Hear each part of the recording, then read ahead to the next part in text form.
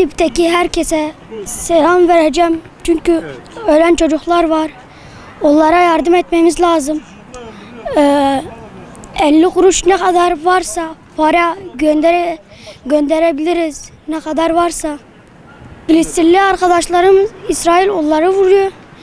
Şimdi yeniden onlara vurmaya çalışıyorlar. Bizim vatanımızı kurmamız lazım. Bütün İslam belediyelerimizi herkese kurmamız lazım. Onlara da yardım etmemiz lazım. Burada babamla çalışıyorum. Babam pazarcı. Şimdi eve gideceğim.